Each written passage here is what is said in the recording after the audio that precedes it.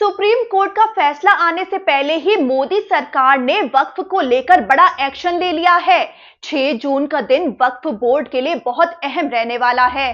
दरअसल सरकार ने ऐलान किया है कि 6 जून के दिन एक पोर्टल लॉन्च किया जा रहा है जिसका नाम उम्मीद है। उम्मीद यानी unified Waqf management, empowerment, efficiency and development portal. लेकिन सवाल ये उठ रहे हैं, क्या वाकई ये मुस्लिम पक्ष के लिए उम्मीद लेकर आया है या फिर ये एक सख्त शिकंजा है जो अब वक्फ संपत्तियों पर कसने वाला है।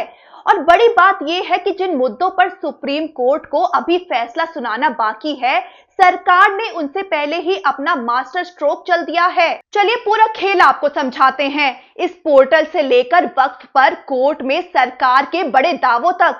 तो केंद्र सरकार की तरफ से सॉलिसिटर जनरल तुषार मेहता ने कोर्ट में ऐसे तर्क दिए जो सिर्फ कानूनी नहीं, राजनीतिक रूप से भी तूफान ले आए। चलिए पहले आपको सरकार के इन दावों को एक एक करके बताते हैं। पहला दावा है कि वक्फ इस्लाम का मूल हिस्सा ही नहीं है। तुषार मेहता ने कहा कि वक्फ इस्लाम का जरूरी धार्मिक अभ्यास नहीं है, ये बस एक दान है जैसे हर धर्म में होता है। मतलब इसे संविधान के तहत खास सुरक्षा नहीं मिल सकती। दूसरा बड़ा दावा, हिंदू कोड बिल से तुलना।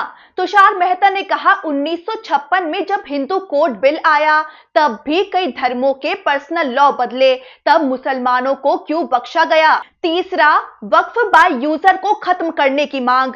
सरकार का कहना है कि सिर्फ लंबे समय से धार्मिक उपयोग होने से कोई प्रॉपर्टी वक्फ नहीं बन जाती, यह व्यवस्था बंद होनी चाहिए। चौथा दावा कि कब्जे का जो डर मुस्लिम पक्ष जता रहा है वो अफवाह है।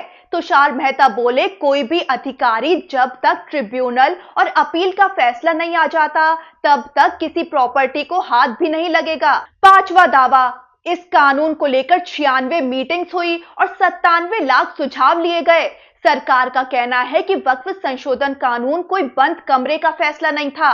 96 बार संसदीय बैठक हुई और 97 लाख लोगों से सुझाव लिए गए और 25 वक्फ बोर्ड की राय ली गई। छठा दावा करते हुए तुषार मेहता बोले कि अगर किसी सरकारी जमीन को गलती से वक्फ घोषित कर दिया गया हो तो सरकार उसे वापस ले सकती है।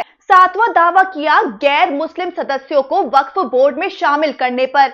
सरकार का कहना है कि वक्फ बोर्ड में 3 से 4 गैर मुस्लिम सदस्य हो सकते हैं क्योंकि गैर मुस्लिम भी वक्फ संपत्ति से प्रभावित या लाभान्वित हो सकते हैं। अब आते हैं सरकार के उस कदम पर जो कोर्ट के फैसले से पहले ही लॉन्च हो रहा है, यानी उम्मीद पोर्टल। तो ये 6 जून को लॉन्च होने जा रहा है जिसके तहत वक्फ संपत्तियों का डिजिटल रजिस्ट्रेशन अनिवार्य होगा, जिसमें प्रॉपर्टी की लंबाई, चौड़ाई, जीपीएस लोकेशन तक पोर्टल पर अपलोड करनी होगी। इसके लिए टाइम लिमिट 6 महीने रखी गई है, लेकिन तकनीकी दिक्कत हो तो 2 महीने और मिल सकते हैं। लेकिन इसके बाद भी अगर रजिस्ट्रेशन नहीं हुआ तो संपत्ति को विवादित माना जाएगा, मामला वक्फ ट्रिब्यूनल जाएगा और सरकार संपत्ति को कब्जे में भी ले सकती है। और बड़ी बात यह है कि अब महिलाओं और बच्चों के नाम की संपत्तियां वक्फ नहीं मानी जाएंगी। हर रजिस्ट्रेशन से पहले साबित करना होगा कि संपत्ति किसी महिला या नाबालिग के नाम पर तो नहीं है।